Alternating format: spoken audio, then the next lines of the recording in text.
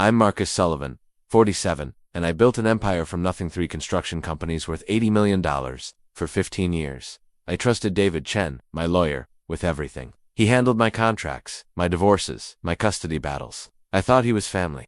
Then I found the recordings. Late one Thursday night, cleaning out David's old office after he'd retired, I discovered a hidden drawer.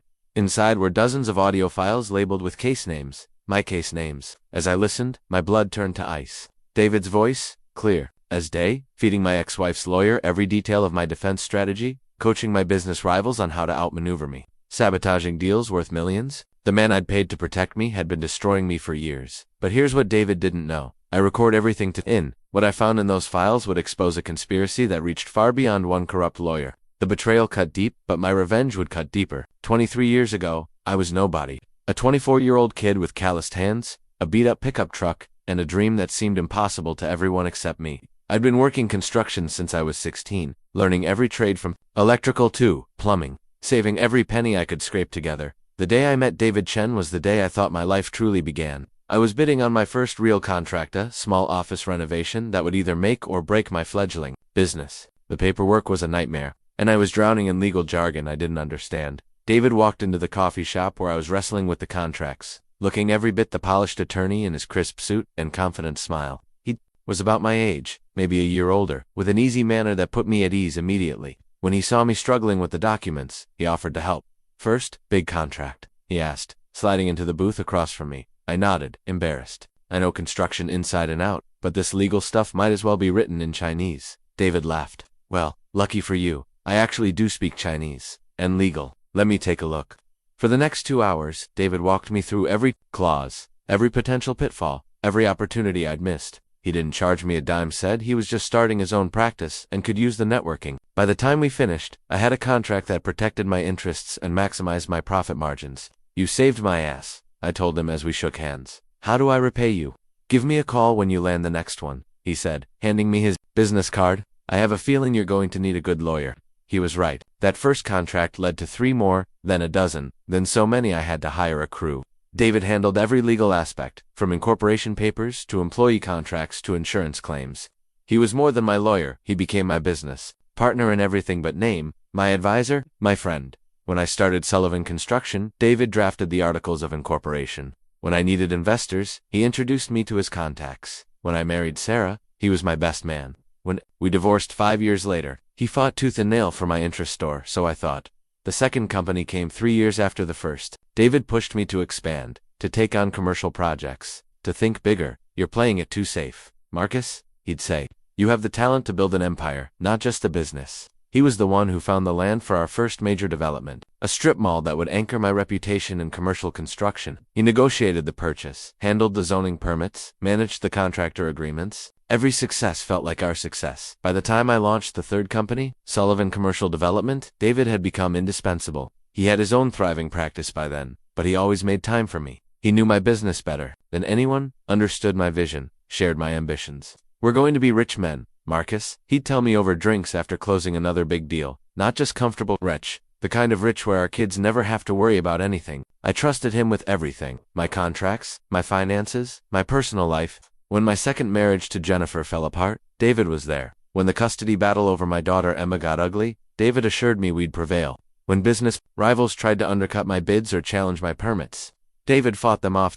Or so I thought. Looking back now, I can see the pattern. Every major setback, every devastating loss, every time I felt like the world was conspiring against me, David was right there, offering comfort, explanations, solutions that never quite worked out the way they should have. But back then, I saw only loyalty. I saw a man who'd grown successful alongside me, who celebrated my victories and mourned my defeats. I saw the friend who'd saved my ass in that coffee shop all those years ago, over and over again. The original partnership agreement we'd drawn up was just a gentleman's understanding. David would handle all my legal needs, and I'd refer other contractors to his firm. Simple, clean, mutually beneficial. Neither of us had any idea it would become the foundation for a 15-year relationship that would nearly destroy me. But on that day in the coffee shop, when David Chen smiled at me across the table and offered to help a struggling young contractor understand his first real contract, I thought I'd found a guardian angel. I had no idea I was shaking hands with the devil. Asterisk, asterisk, the signs were there. I see that now, crystal clear, in hindsight, like reading a roadmap after you've already driven off a cliff. But when you trust someone, Completely. When they've been your anchor for over a decade, you don't look for betrayal. You explain it away. The first real warning should have been the Riverside Plaza deal. 3 years ago, I'd been negotiating the biggest contract of my career, a $12 million mixed-use development that would have set me up for life. The client loved my proposal, my team, my vision. We were days away from signing when suddenly, inexplicably, they went with Hartwell Construction instead. I don't understand it, David said, reviewing the rejection letter with me in his office. Your bid was competitive. Your track record is stellar. Sometimes these things just don't go our way, but something felt off. The client's sudden coldness, the way they avoided my calls, the speed with which they'd switched to Hartwell, it all seemed orchestrated. When I mentioned this to David, he shrugged it off. Paranoia will kill your business faster than bad contracts. Marcus, you can't win them all. 2 weeks later, I ran into Tom Hartwell at a construction industry mixer. He was drunk, celebrating his windfall, and loose-lipped enough to let something slip. Funny thing about that Riverside deal, he slurred, clapping me on the shoulder. My lawyer said the client was worried about your financial stability. Said you might not be able to complete the project. Crazy, right? Everyone knows your solid financial stability. I'd never been more stable. Sullivan Construction had $3 million in the bank, 0 debt, and a perfect completion record. Why? Would anyone question my finances unless someone had planted that seed? I asked David about it the next day.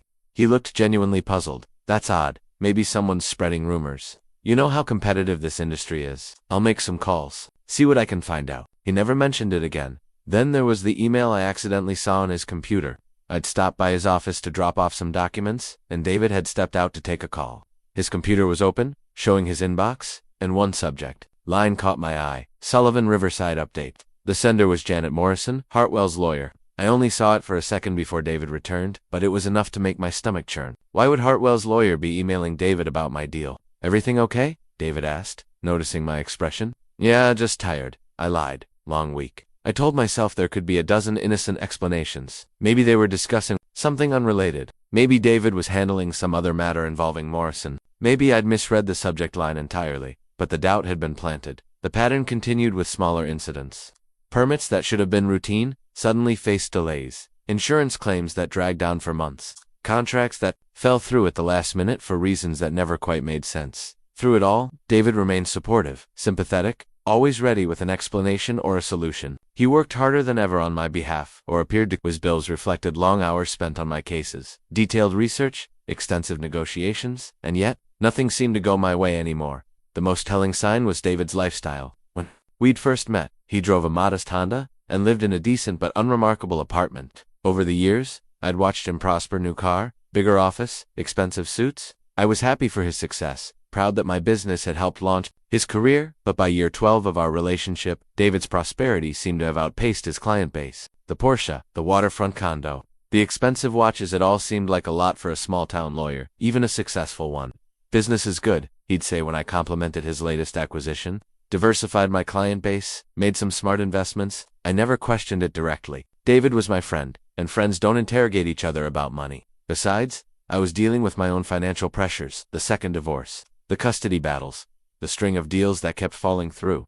The most painful warning sign was Emma. My daughter was 12 when the custody arrangement was finalized, old enough to understand that something was wrong but too young to articulate it. During our weekend visits, she'd sometimes make comments that didn't add up. Mommy says you don't really want to see me, she said one Saturday as we built a sandcastle at the beach. That's not true, sweetheart. I love spending time with you. Then why did your lawyer tell the judge you were too busy with work? I froze. What do you mean? Mommy said. Your lawyer told the judge you didn't want joint custody because work was more important. That night, I called David, furious. Did you tell the judge I didn't want joint custody? Of course not. Marcus, you know I fought for 50-50 custody. Jennifer's lawyer probably twisted something I said, or Jennifer's misremembering. You know how messy these things get. But Emma's words haunted me. Children don't lie about things like that, and they don't misunderstand that clearly. Someone had told the judge I prioritized work over my daughter, and it wasn't Jennifer's lawyer. They would never argue against their own client's interests. All these incidents, these little inconsistencies and strange coincidences, they accumulated like sediment in my mind. Individually, each had a reasonable explanation. Together, they formed a pattern. I was too loyal, too trusting, too grateful to see. David Chen had saved me once. In that coffee shop all those years ago. In my mind, that debt could never be repaid. He was my champion, my advocate, my friend. If things weren't going my way, it wasn't his fault. It was bad luck, market forces, the cruel randomness of business and life. I was so busy being grateful for his friendship that I never stopped to examine whether that friendship was real. My first marriage ended the way most marriages do, slowly, then all at once. Sarah and I had been growing apart for months, maybe years. The long hours building my business, the stress of expansion, the weight of responsibility, it all took its toll. By the time we admitted our marriage was over, we were more like roommates than lovers. The divorce should have been straightforward. We had no children together. Our assets were clearly defined, and we both wanted to move on with our lives. Sarah was reasonable, even generous in her initial demands. She wanted the house we'd bought together, her car, and half of our joint savings. She explicitly said she had no claim on Sullivan Construction. "The business is yours, Marcus," she told me during one of our last civil conversations. "I know how hard you worked for it. I just want enough to start fresh." David assured me the proceedings would be simple. "Textbook divorce," he called it. "We'll have you out of this in 60 days. Maybe 90 at the outside. But 60 days became 6 months. 6 months became a year. Every time we seemed close to settlement, some new complication arose. Sarah's lawyer would raise an objection, request additional documentation, or suddenly change their position on something we'd already agreed upon. "I don't understand what's happening," I told David after yet another delay. "Sarah seemed reasonable when we started this. Now her lawyer is acting like I'm hiding assets." David looked sympathetic, even frustrated. "Jennifer Martinez is known for being thorough, maybe too thorough. She's probably just covering all her bases, making sure Sarah doesn't miss anything. She's entitled to." Jennifer Martinez. I'd never heard of her before Sarah hired her, but she quickly proved to be a formidable opponent. She knew every aspect of my business, every source of income, every potential asset. Her questions were surgical, her document requests exhaustive. It was as if she had inside knowledge of my financial situation. The breakthrough came when Jennifer suddenly claimed that Sullivan Construction wasn't just my business, it was a marital asset that Sarah had helped build. She argued that Sarah's emotional support, her hosting of business dinners, her role as a corporate wife had contributed to the company's success. "That's ridiculous," I told David. "Sarah never worked for the company. She never invested in it. She has no legal claim to it." "You're absolutely right," David agreed. "But we'll have to prove it." Jennifer's fishing, hoping we'll settle rather than fight. The fight was brutal. Jennifer demanded 5 years of business records, tax returns, client lists, employee contracts. She wanted to depose my key employees, my accountants, even my subcontractors. She painted a picture of Sarah as the unsung partner behind my success, the woman who sacrificed her own career ambitions to support mine. It was all lies, but lies backed by carefully selected evidence. Emails taken out of context, photographs from business events, testimonies from people who barely knew us. Somehow, Jennifer had assembled a narrative that made Sarah's claims seem almost reasonable. "How is she doing this?" I asked David one evening, after a particularly devastating deposition. "Where is she getting all this information?" "Good lawyers do their homework," David replied. "Jennifer's clearly invested a lot of time in this case. Don't worry, we'll counter every point she's made." But we didn't. Every strategy David proposed seemed to backfire. Every piece of evidence we presented was somehow undermined or discredited. When we tried to challenge Jennifer's financial claims, she produced documents I'd never seen before, documents that seemed to support her arguments. The worst moment came during my own deposition. Jennifer grilled me for 8 hours, asking questions about business decisions I'd made years earlier, relationships with clients I barely remembered, financial arrangements I'd long forgotten. She knew details about my business that I'd shared with no one except David. "How did you finance the expansion into commercial development?" she asked. I explained the loan structure, the investor relationships, the timeline of growth. "But you also received significant advice and support from your wife during this period." "Correct. Sarah was supportive, yes. But in fact, didn't you tell her that you couldn't have made the expansion without her emotional support?" I had said that, during a private moment after a particularly stressful day. But how could Jennifer know about a private conversation between husband and wife? "I may have said something like that," I admitted. "And didn't you also discuss major business decisions with her before making them?" Another private detail, another moment I'd shared with no one except David when I'd explained my decision-making process during our strategy sessions. "The questions," continued, "each one more specific than the last. Each one demonstrating knowledge that should have been impossible for Jennifer to possess." By the end of the deposition, I felt like I'd been dissected. "How did she know all that?" I asked David afterward. "Lucky guesses, good research," he said. "Don't read too much into it." But I was reading everything into it now. The pattern was too clear, too consistent. Jennifer Martinez knew things about my marriage, my business, my private thoughts that only one person could have told her. The final settlement was devastating. Sarah got the house, the cars, half our savings, and most painfully a substantial portion of my business. Not ownership, but a lien against future profits that would cost me hundreds of thousands over the coming years. "I'm sorry, Marcus," David said as we reviewed the settlement documents. Sometimes the system just doesn't work the way it should. At least it's over. Over. My marriage was over. My bank account was drained, and my business was shackled with debt I never should have owed. But one thing wasn't over: my growing certainty that David Chen had sold me out. I didn't confront him then. I wasn't ready. Didn't have proof. Couldn't bring myself to believe that my closest friend and advisor had betrayed me. Instead, I buried my suspicions, told myself I was being paranoid, and tried to rebuild my life. But the seed of doubt had been planted, and it would only grow stronger with time. The first betrayal had been accomplished with surgical precision, disguised as zealous advocacy for my interests. I'd paid David handsomely to destroy me, and he'd done his job perfectly. The worst part wasn't the money I'd lost or the business I'd had to incur. The worst part was that I still trusted him.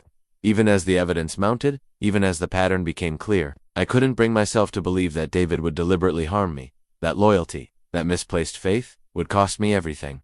Asterisk, asterisk, lightning. They say, never strikes twice in the same place. But betrayal. Betrayal has a way of finding the same target over and over again, especially when that target refuses to see it coming. My second marriage to Jennifer lasted longer than my years compared to Sarah's 5, but it ended even more catastrophically. Jennifer was different from Sarah, ambitious, independent, a successful marketing executive with her own career and her own money. When we married, I thought I'd found an equal partner, someone who understood the demands of building a business. The irony wasn't lost on me that my second wife shared a name with the lawyer who'd destroyed me in my first divorce. David had actually made a joke about it when I'd introduced them. To Jennifer's, he'd laughed. Maybe this one will be kinder too. If only he'd known how unkind she'd proved to be, or perhaps he already did. Our marriage started strong. Jennifer understood my work schedule, supported my ambitions, even contributed ideas that helped grow Sullivan commercial development. She was smart, strategic, and completely committed to our shared success. We talked about building something together, a business empire that would secure our future and provide for the family we hoped to have. Emma came along 2 years into our marriage, and for a while, we were genuinely happy. Jennifer was a devoted mother, and I was determined to be the kind of father my own dad had never been: present, engaged, emotionally available. The three of us felt like a real family, but success has a way of creating its own problems. The bigger my business grew, the more time it demanded. The more money we made, the more Jennifer seemed to want. She started pushing for bigger houses, more expensive vacations, private schools for Emma. Her marketing career took a back seat to managing our social life and spending our money. "You work too much," became her constant refrain. "You care more about your business than your family." She wasn't entirely wrong. Building 3 companies while trying to be a good husband and father was exhausting. I was pulling 18-hour days, traveling constantly, always on call for the next crisis or opportunity. Jennifer felt neglected. Emma barely saw me, and I was running on fumes and ambition. The fight started: small missed dinners, canceled plans, my phone buzzing during family time, but they escalated quickly into fundamental disagreements about priorities, values, and the future we were building together. "I didn't marry a business," Jennifer would say during our arguments. "I married a man, but I don't know where that man went." David counseled patience during the rough patches. "Marriage is work, Marcus. You two just need to find your rhythm again." Jennifer's frustrated because she loves you and wants more of your time. I tried to balance better, to be more present, but the business demands never let up. If anything, they intensified as we expanded into new markets and took on bigger projects.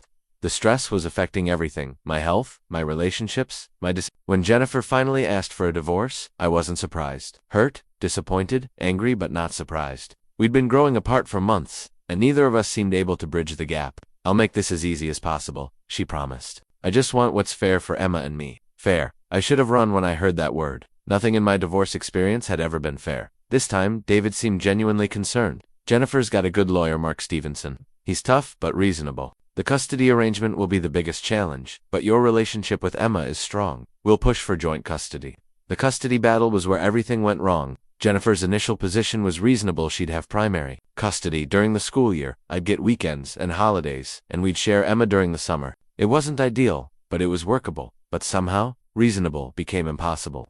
Jennifer's lawyer began painting me as an absent father, a workaholic who prioritized business over family. They brought up my travel schedule, my long hours, even my previous divorce as evidence that I was unsuitable for significant custody. "Where is this coming from?" I asked David after reviewing Stevenson's latest filing. "Jennifer knows I'm a good father. Emma knows I love her. Why are they making me sound like a monster?" "It's just legal strategy," David assured me. "They're trying to establish a negotiating position. Don't take it personally." But it felt personal when my 7-year-old daughter took the stand against my lawyer's advice and testified that Daddy was always working and never had time for her. It felt personal when Jennifer's friends testified about my absences from school events and family gatherings. It felt personal when my own employee was called to testify about the long hours I worked and the trips I took. The most damaging testimony came from an unexpected source, my accountant, who testified about the financial pressures of my business and my obsession with growth over family stability. He described conversations we'd had about cash flow and expansion. Conversations I'd thought were confidential. Conversations that painted me as caring more about money than my daughter. How did they know to call him? I asked David. How did they know what questions to ask? Public records, probably. Business filings. It's all discoverable in a custody case. But something felt wrong. The questions were too specific, too targeted. Jennifer's legal team knew exactly where to look and what to find. They had access to information that should have taken months to uncover, if it could be found at all. The final blow came when the judge awarded Jennifer primary custody, limiting me to every other weekend and alternating holidays. The visitation schedule was so restrictive it was almost punitive. Emma would spend less than a third of her time with me, and Jennifer would have complete control over her education, medical care, and major decisions. I don't understand, I told David as we left the courthouse. I'm a good father. I love Emma. How did this happen? The system is biased toward mothers, he said. It's not fair, but it's reality. At least you got something. Some fathers lose everything. Some fathers, as if I should be grateful for the scraps of time with my own daughter. As if I should thank the system for allowing me minimal access to the child I loved more than anything in the world. The financial settlement was almost as devastating as the custody arrangement. Jennifer got the house, half of our joint assets, and substantial alimony payments that would continue for years. The business remained mine, but the support obligations would drain significant resources as I signed the papers.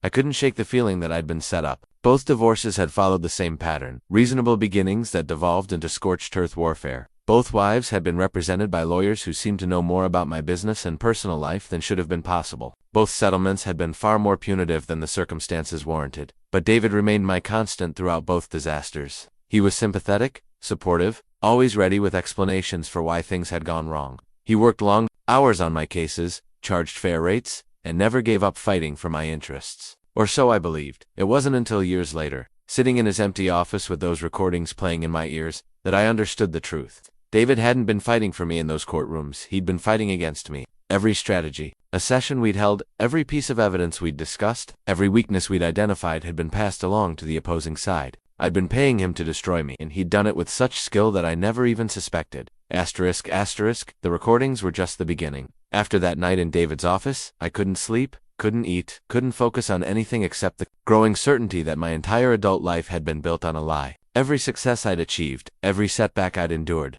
every relationship I'd lost, David had been there, pulling strings I'd never seen. But anger, I learned, can be a powerful motivator. The same fury that kept me awake at night also sharpened my focus during the day. If David had been systematically destroying me for 15 years, there would be evidence.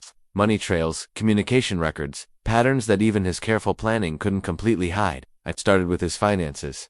David lived well better than a small-town lawyer should be able to afford. The waterfront condo, the Porsche, the expensive watches, the frequent vacations to Europe and Asia. I'd always assumed his success came from a diverse client base and smart investments. Now I wondered if it came from something else entirely. Getting access to his financial records wasn't easy, but I had advantages David didn't know about.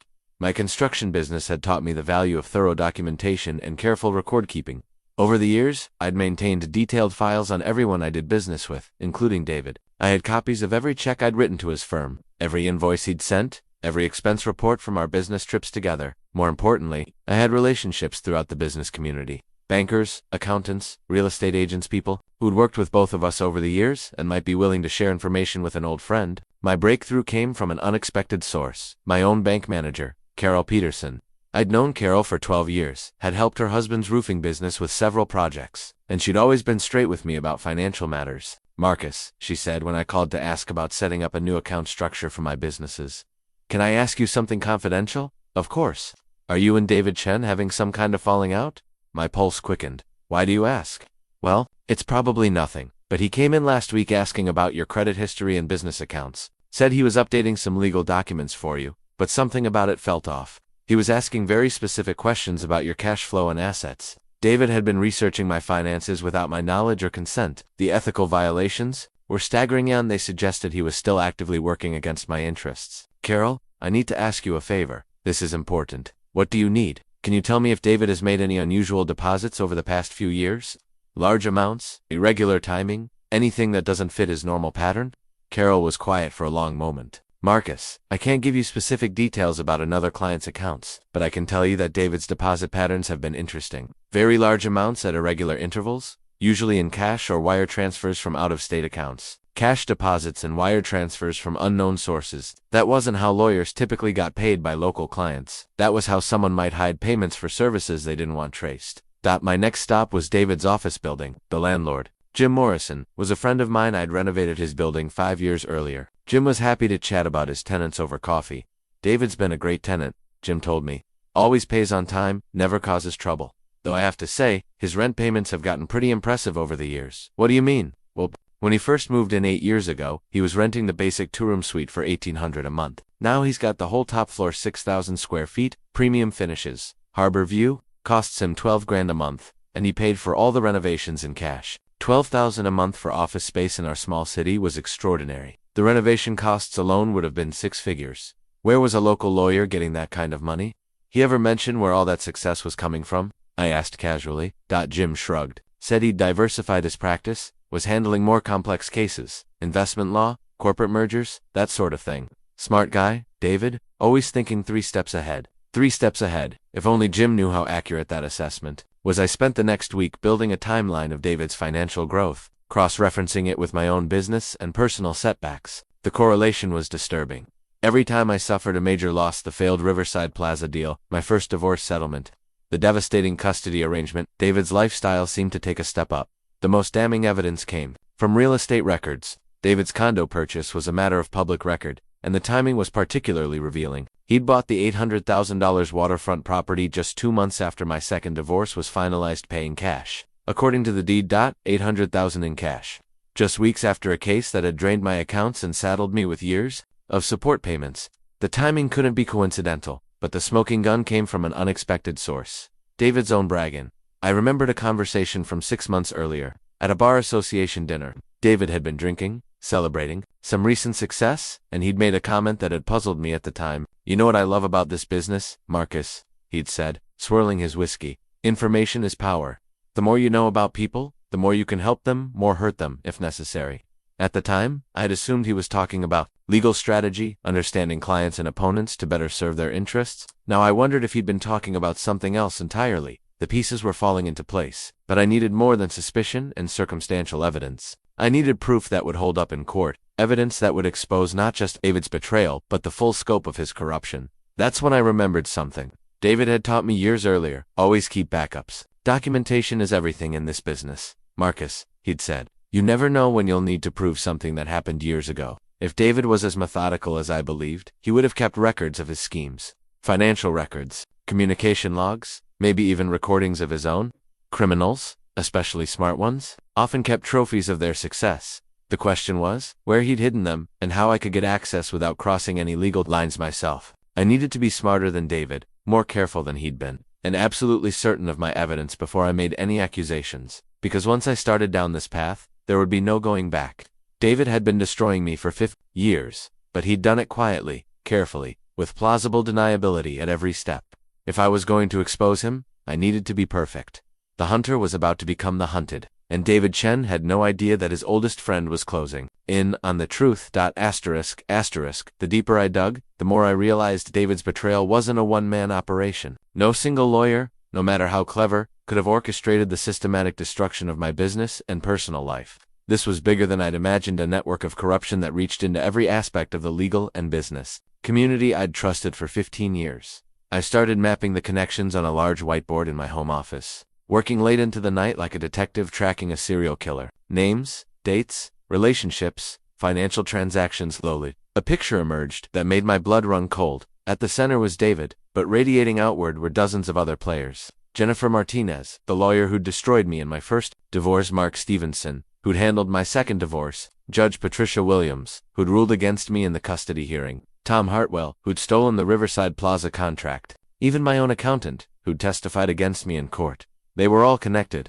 and David was the spider at the center of the web. The pattern became clear when I started researching the relationships between these people. Jennifer Martinez and Mark Stevenson had both worked at the same large firm in the state capitol before starting their own practices. Judge Williams had been a partner at that same firm 20 years earlier. David had clerked there right out of law school. All knew each other. They'd all worked together, and they were all profiting from my destruction.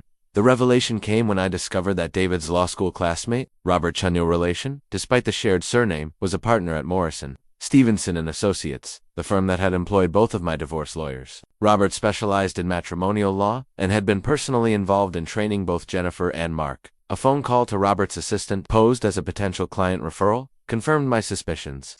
"Oh yes, Mr. Chen stays in close contact with many of our former associates," she said cheerfully. "He's very good about referring cases to lawyers he's worked with before. Always wants to make sure his referrals go to people he trusts." Referrals. David had been referring my own cases to lawyers he knew would work against my interests, then coaching them on exactly how to hurt me most effectively. But the corruption went deeper than just divorced lawyers. I started researching every major business setback I'd suffered, every contract that had fallen through, every permit that had been delayed. In case after case, I found connections to David's network. The Riverside Plaza deal had been decided by a planning committee that included Michael Torres, a city councilman who'd been David's fraternity brother in college. The environmental impact study that had delayed my Waterfront Commons project had been conducted by an engineering firm owned by David's former law partner. The zoning variance that had been mysteriously denied for my North End development had been rejected by a board that included 2 members who'd been represented by David in their own business matters. Every obstacle, every setback, every inexplicable loss could be traced back to someone in David's circle of influence. The most disturbing discovery was the extent of the financial connections. Using public records and business filings, I tracked a complex web of shell companies, consulting agreements, and investment partnerships that linked David to many of the people who'd harmed my interests. David owned a 20% stake in Hartwell Construction through a series of limited liability companies. He was a silent partner in the engineering firm that had sabotaged my environmental studies. He'd provided legal consulting services to the planning committee members who'd voted against my projects. Every time I lost money, David made money. Every time my business suffered, his network prospered. They'd turned my destruction into a profit center. But perhaps the most heartbreaking discovery was the extent to which they'd manipulated my personal relationships. My ex-wives hadn't just been represented by corrupt lawyers, they'd been specifically targeted and recruited for relationships with me. Sarah's employment history showed she'd worked briefly for a marketing firm owned by one of David's associates, just before we'd met at a business networking event. Jennifer had been introduced to me by David himself, at a charity gala where she'd been volunteering for an organization David served on the board of. Both of my marriages had been arranged, or at least influenced, by people in David's network. My wives had been pawns in a larger game, recruited to get close to me, to learn my weaknesses, to position themselves for maximum damage when the relationships inevitably ended. Even my daughter, Emma, had been used as a weapon against me. The custody arrangement that limited my time with her hadn't just been about money, it had been designed to isolate me, to eliminate one of my few sources of genuine happiness and motivation. The scope of the conspiracy was staggering. David and his associates had infiltrated every aspect of my life, turning friends into enemies, allies into saboteurs, even family into weapons. They'd spent 15 years building a cage around me, one bar at a time, until I was trapped in a life that looked successful from the outside, but was completely controlled by people who wished me harm. The question now was what to do about it. I had evidence of financial connections, suspicious timing, and patterns of behavior that suggested corruption. But proving criminal conspiracy would require more than circumstantial evidence and public records. I needed documentation of the actual agreements, recordings of conversations, proof of the explicit coordination between these supposedly independent actors. Most importantly, I needed to be careful. These people had spent 15 years destroying me systematically and methodically. If they realized I was onto them, they would move quickly to protect themselves and eliminate any threats to their operation. I was no longer just seeking justice for myself. I was uncovering a criminal enterprise that had undoubtedly harmed other victims, corrupted multiple institutions, and undermined the entire legal system in our community. The stakes were enormous, and the risks were growing by the day. But I also knew I couldn't do this alone. David's network was too large, too well connected, too sophisticated, for one man to take down by himself. I needed allies, people I could trust, resources that David couldn't control or corrupt. The question was whether anyone like that still existed in a system that David and his associates had spent decades infiltrating and corrupting. As I stared at the whiteboard covered with names and connections, one thing became crystal clear: this was going to be the fight of my life. And unlike every other battle I'd fought over the past 15 years, this time I would know who my real enemies were. Asterisk, there's a moment in every man's life when he's forced to confront the total sum of his losses, to add up all the damage and see exactly what it's cost him. For me, that moment came at 3 a.m, sitting in my empty house with a bottle of whiskey and a calculator, trying to quantify 15 years of systematic destruction. The financial losses were easiest. to calculate because numbers don't lie. The Riverside Plaza deal alone had cost me $2.8 million in potential profit. The divorce settlements had drained another $3.2 million from my accounts. The custody battle, legal fees, the support payments, the property transfers and other $1.50 million gone. But the real damage went far deeper than money. Emma was 13 now, a bright, beautiful girl who barely knew her own father. Our court-mandated visits had become awkward affairs where I struggled to connect with a daughter who'd been systematically turned against me. She was polite but distant, answering my questions with the kind of careful responses you give to strangers. "How was school today, sweetheart?" I'd ask during our Saturday dinners. "Fine," she'd reply, not looking up from her phone. "Anything interesting happen?" "Not really." These weren't the conversations I'd dreamed of having with my child. Emma should have been telling me about her friends, her dreams, her fears. Instead, we sat across from each other like actors in a play neither of us wanted to be in. The worst part was seeing how Jennifer had poisoned Emma's perception of me. During one particularly painful visit, Emma had asked why I'd never wanted joint custody. "What do you mean?" I'd said, my heart breaking. "I fought for joint custody. I wanted to spend as much time with you as possible. Mom says your lawyer told the judge that work was more important to you than I was." Those words, my own daughter repeating lies that David had helped craft, nearly broke me. How do you explain to a 13-year-old that her father's closest friend had betrayed him? How do you tell her that the custody arrangement that kept us apart was the result of a conspiracy, not a choice? "Emma, I need you to know that's not true. You are the most important thing in my life.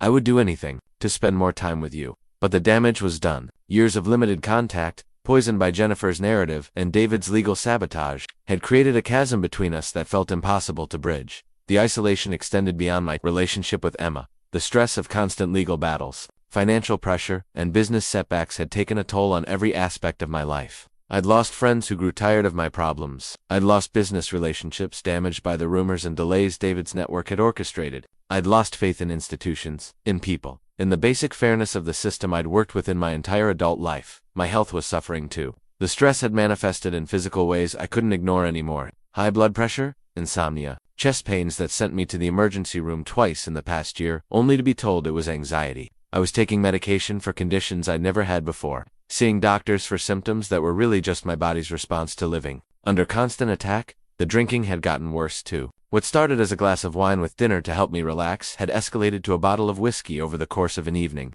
trying to numb the pain and quiet the racing thoughts that kept me awake at night. I wasn't an alcoholic not yet, but I was heading in that direction, and I knew it. Work, once my refuge and source of pride, had become another source of stress. Every project felt like a potential trap, every contract like a document that might be used against me later. I'd grown paranoid about my employees, wondering which ones might be reporting back to David or his associates. The joy I'd once found in building, in creating something lasting and meaningful, had been replaced by constant vigilance and fear. The psychological toll was perhaps the worst of all. 15 years of gaslighting, manipulation, and betrayal had left me questioning my own judgment, my own perceptions, my own worth. When everything you touch turns to ash, when every relationship fails, when every decision seems to backfire, you start to wonder if the problem is you. Maybe I was a terrible father. Maybe I was impossible to love. Maybe I deserved everything that had happened to me. These thoughts came in the dark hours before dawn, when the whiskey wore off and the crushing weight of isolation settled over me like a heavy blanket. I'd built a business empire worth $80 million, but I'd never felt poorer or more alone. The breaking point came during Emma's last visit, when she'd asked if she could skip our next scheduled weekend together because she had plans with friends. "We could do something fun," I'd offered desperately. "Whatever you want, movies, shopping, that new restaurant you mentioned." "It's okay, Dad," she'd said with the kind of gentle pity that cuts deeper than anger. "I know you're busy with work anyway." Busy with work? Even my own daughter saw me the way David's narrative had painted me as, a man who chose business over family, money over love, success over connection. That night, alone in my house with my calculator and my whiskey, I finally understood the true scope of what David had stolen from me. It wasn't just money or business opportunities. He'd stolen my daughter's love, my ability to trust, my faith in justice, my hope for the future. He'd stolen my life. But as I sat there in the darkness, something else began to grow alongside the pain and rage.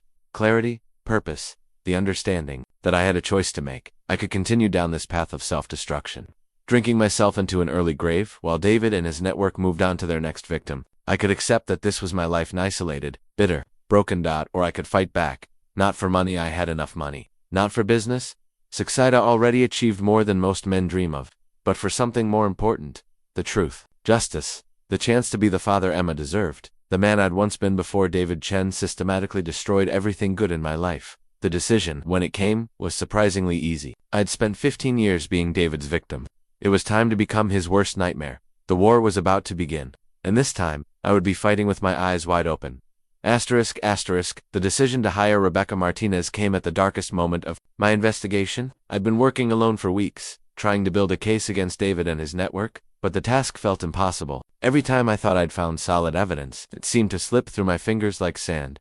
I needed help, but the problem was trust. How do you find an honest lawyer when you've discovered that the legal system itself has been corrupted? How do you know who's really on your side when the man you trusted most had been destroying you for 15 years? Rebecca came recommended by an unexpected source. My ex-wife Sarah. We'd maintained minimal contact since our divorce, but she'd called me out of the blue after hearing through mutual friends that I was having legal troubles. Marcus, I know, things ended badly between us, but I need to tell you something, she'd said. I never felt right about how our divorce played out. Jennifer Martinez, my lawyer, she knew things about you that I never told her. Personal things, business details, private conversations. I always wondered how she found out. The irony wasn't lost on me that Sarah, one of David's early victims, was now helping me understand the scope of his betrayal. She'd recommended Rebecca Martinez, Jennifer's younger sister, who'd built her practice specifically to help victims of legal malpractice and corruption. Rebecca is nothing like Jennifer, Sarah assured me. She's completely honest, maybe to a fault. If anyone can help you figure out what really happened, it's her. My first meeting with Rebecca took place in a coffee shop, not her office. I'd insisted on the neutral location, and she'd understood why without me having to explain. Trust would have to be earned slowly, carefully. Rebecca was younger than I'd expected, maybe mid-30s, with intelligent eyes and a direct manner that put me at ease. She listened without interruption as I laid out 15 years of suspicious coincidences, unexplained setbacks, and mounting evidence of corruption.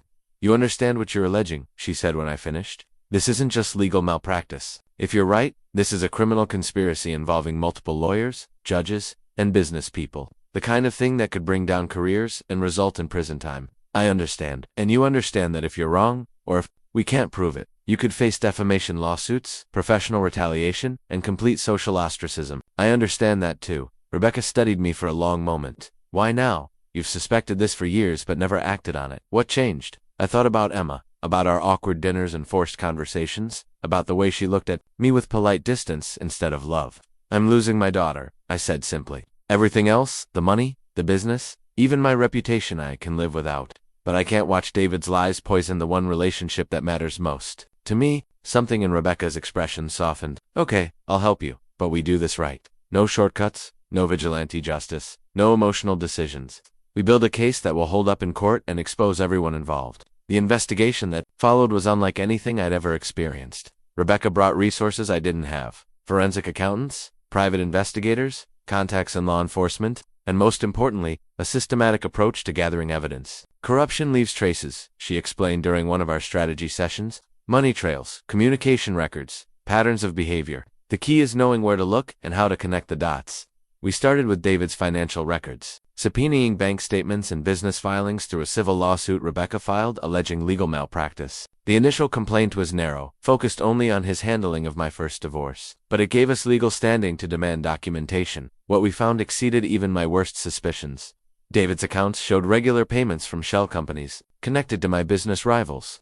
Wire transfers that coincided exactly with my major legal setbacks. Cash deposits that had no apparent source other than the services he was providing to my enemies. But the smoking gun came from an unexpected source.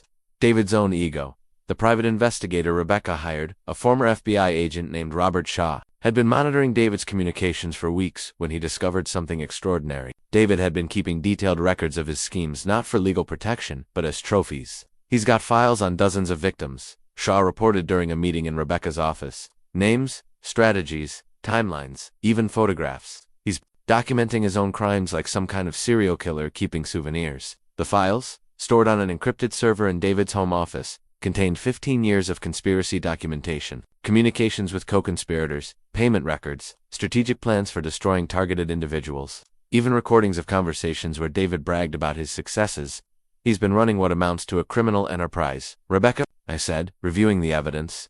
Legal services as a front for systematic extortion, fraud, and conspiracy. The scope is incredible, but the most damaging evidence was personal. Recordings of David discussing his manipulation of my marriages, his role in arranging my relationships with women who were already compromised. His satisfaction at destroying my relationship with Emma? Marcus never suspected a thing, David's voice said from the recording. He's so grateful for my help that he pays me to destroy him. It's almost too easy. Hearing those words, spoken by a man I'd considered my closest friend, was like being stabbed in the heart, but it was also liberating.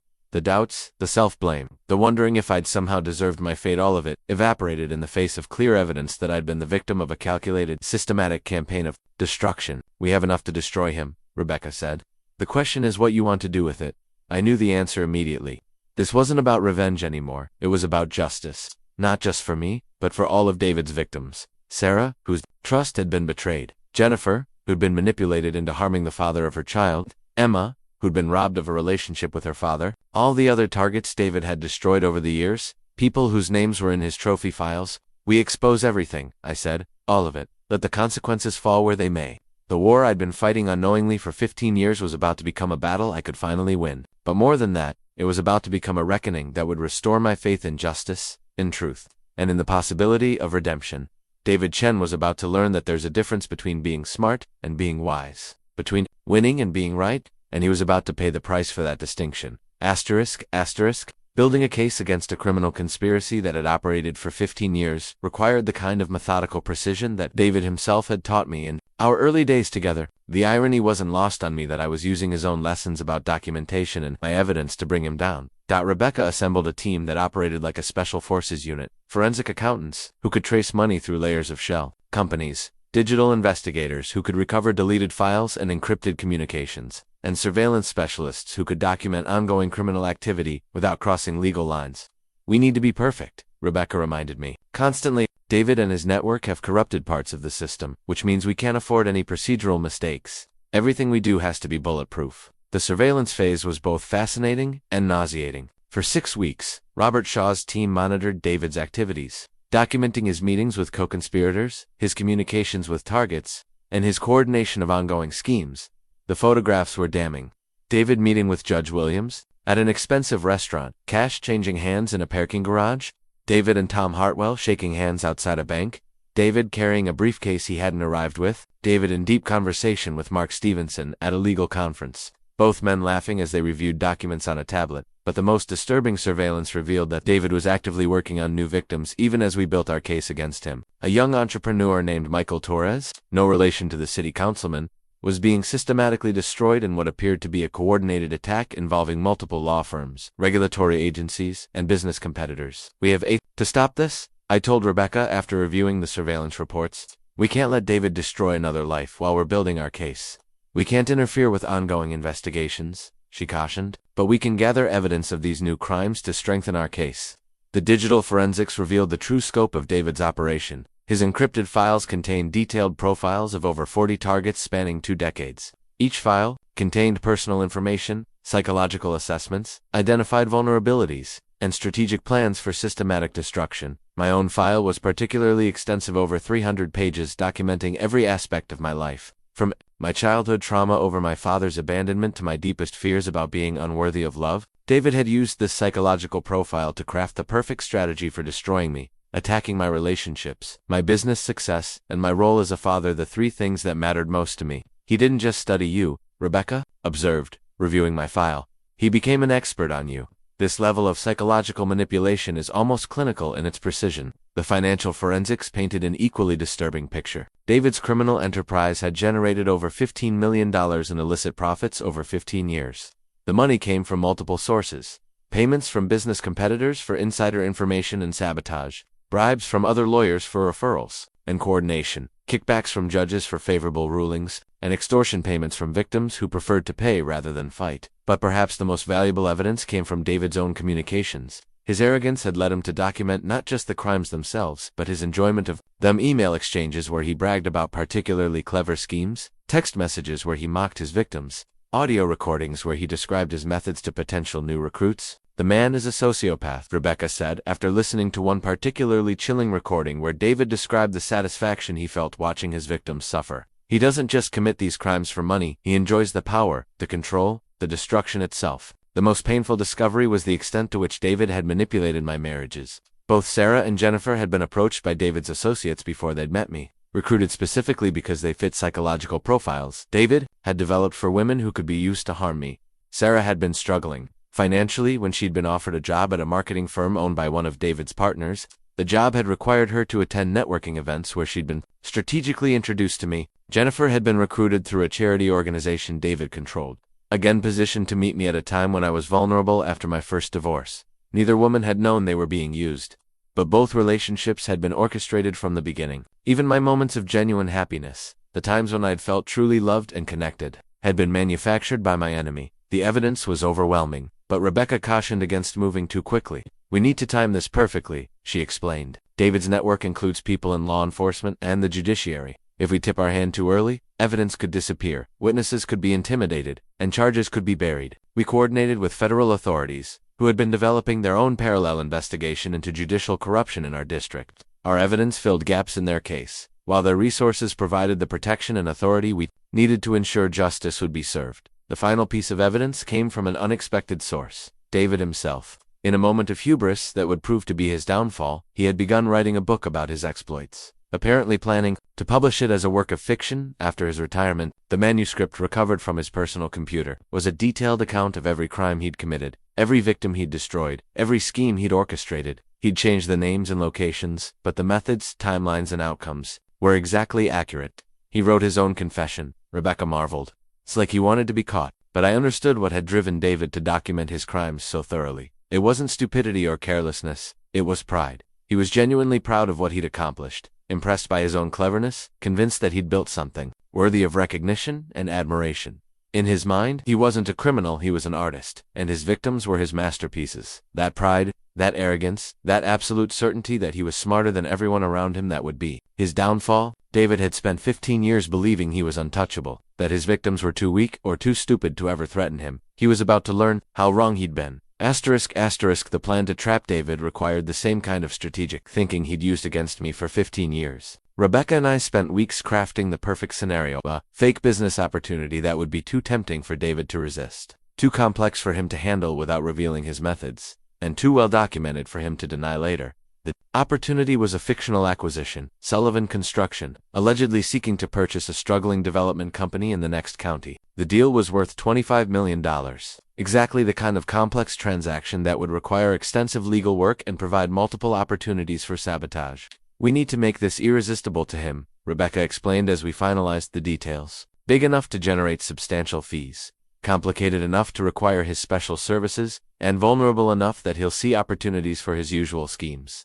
The setup was elaborate. Rebecca's team created a complete fictional company, Rivers Development Corporation, complete with financial records, property holdings, and a manufactured history of financial difficulties. We even hired actors to play key roles: the desperate seller looking for a quick exit, the potential investors who could be influenced, the regulatory officials who might need convincing. The bait was irresistible because it played directly into David's strengths and weaknesses.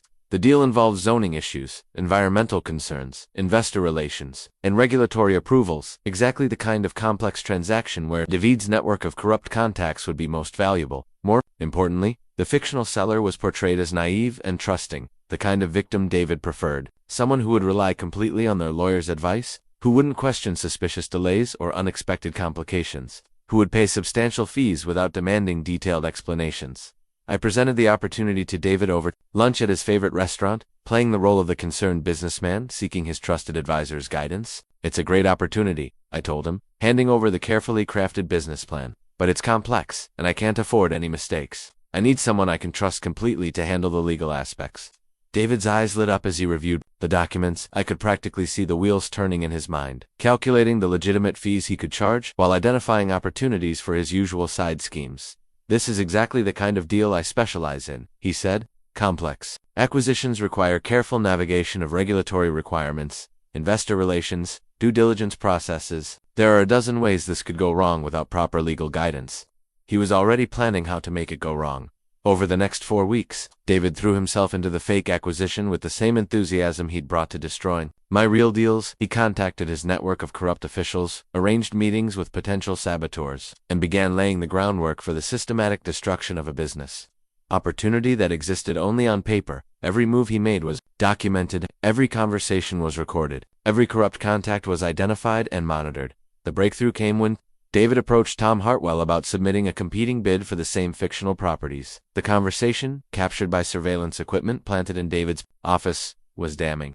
"The seller is motivated but not sophisticated," David explained to Hartwell. "Sullivan thinks he's getting a bargain, but there are regulatory issues he doesn't know about. Environmental problems that could kill the deal. Zoning complications that could delay development for years." "How do you know about problems Sullivan doesn't know about?" Hartwell asked. "Because I'm going to create them," David replied with obvious satisfaction. "My environmental consultant will find contamination issues. My contact at the planning department will discover zoning violations. My banking sources will raise questions about the financing structure." David was literally describing the same tactics he'd used against me for 15 years, creating problems that didn't exist, manufacturing crises that would justify abandoning profitable deals, coordinating with supposed competitors who were actually his partners. The conversation continued with David laying out a detailed plan for sabotaging my fictional acquisition while simultaneously helping Hartwell acquire the same properties at a fraction of their supposed value. The scheme was identical to the Riverside Plaza deal that had cost me millions 3 years earlier, but this time, instead of being the victim, I was the prosecutor. The most damning evidence came when David began implementing his sabotage plan. He contacted Judge Williams about creating regulatory obstacles, reached out to his environmental consultant about manufacturing contamination reports, and coordinated with his banking contacts about raising financing concerns. Each contact was monitored and recorded. Each corrupt act was documented in real time. Each participant in the conspiracy was identified and their role captured on audio and video surveillance.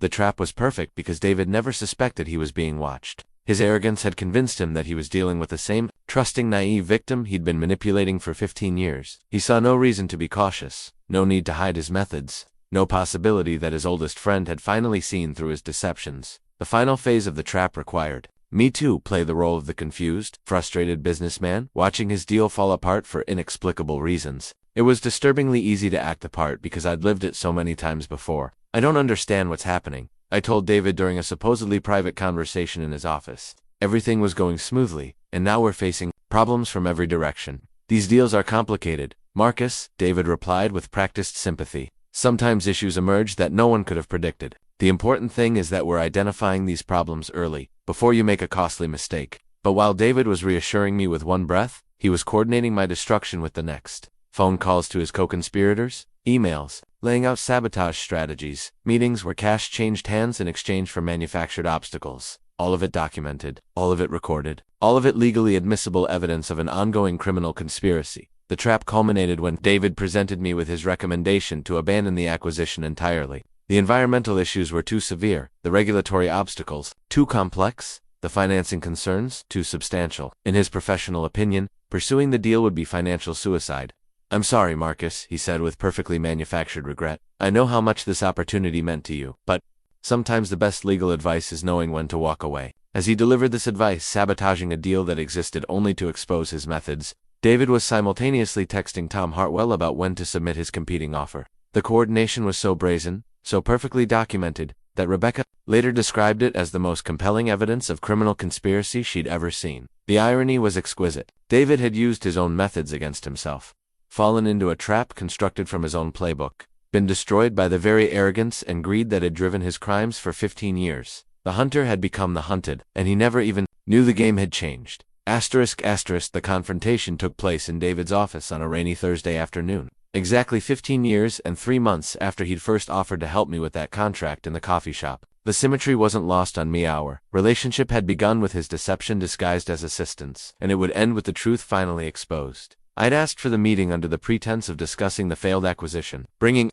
along what David believed were documents related to potential legal action against the environmental consulting firm. In reality, I was carrying 15 years of evidence documenting his systematic betrayal. David greeted me with his usual warmth, the practiced smile of a man who'd perfected the art of deception. He gestured to the same chairs where we'd celebrated so many of my supposed victories, where he'd comforted me through my engineered defeats, where he'd built my trust while plotting my destruction. "Marcus, I know you're disappointed about the Riverside deal," he began, settling into his chair with practiced ease. "But I want you to know that walking away was absolutely the right decision. The environmental issues alone could have bankrupted you." "Environmental issues?" I repeated, placing the thick folder of evidence on his desk. "Let's talk about those."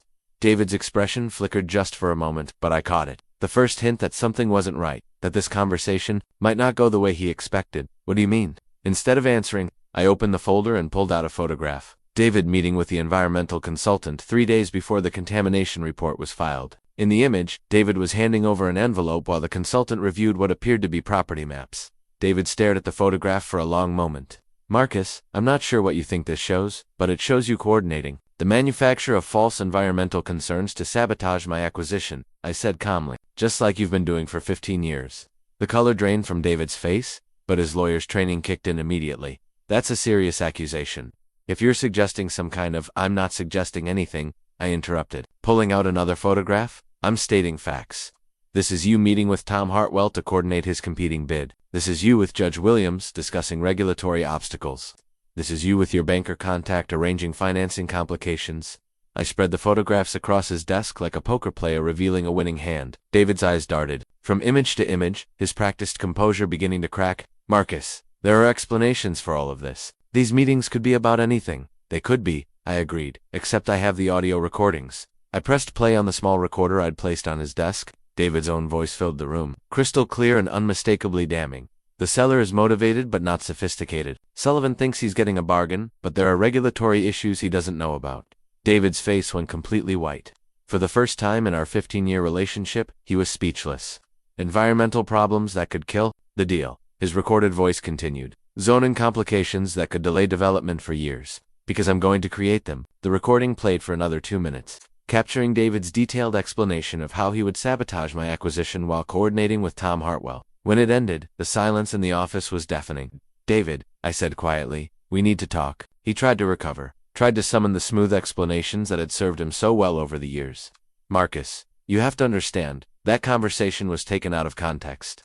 I was exploring different scenarios, trying to anticipate potential problems. Stop, I said firmly. Just stop. I know about the shell companies. I know about the offshore accounts. I know about the $15 million you've made destroying my life and the lives of dozens of other people. I pulled out bank statements, financial records, communication, logs, a mountain of evidence that Rebecca's team had compiled over months of investigation. David's eyes grew wider with each document, his breathing becoming shallow and rapid. I know about the network, David. Judge Williams, Jennifer Martinez, Mark Stevenson, Tom Hartwell of them. I know about the planning committee members you bribed, the environmental consultants you corrupted, the banking officials you bought. I know about every scheme, every victim, every dollar you've stolen.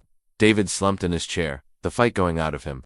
For a moment, he looked like what he really was, a tired middle-aged criminal facing the end of his career and his freedom. How long have you known? He asked quietly. I started suspecting 3 years ago. I started investigating 6 months ago. I started gathering criminal evidence 3 months ago. The acquisition was a trap. Riverside Development Corporation doesn't exist. The environmental problems were fictional. The regulatory issues were manufactured. But your response to them was very real, very documented, and very illegal. David was quiet for a long moment, staring at the evidence spread across his desk. When he finally spoke, his voice was barely a whisper. Why? Why did you wait so long? Why didn't you just walk away? It was my turn to be quiet, thinking about the answer. Why had I endured 15 years of systematic destruction? Why had I kept trusting a man who was actively working to harm me? Because I believed in you, I said finally. I believed in our friendship. I believed that the man who helped me in that coffee shop all those years ago was real. I believed that someone I cared about could never deliberately hurt me. Marcus, you destroyed my marriages. David, both of them. You manipulated my relationships with women who were recruited specifically to hurt me.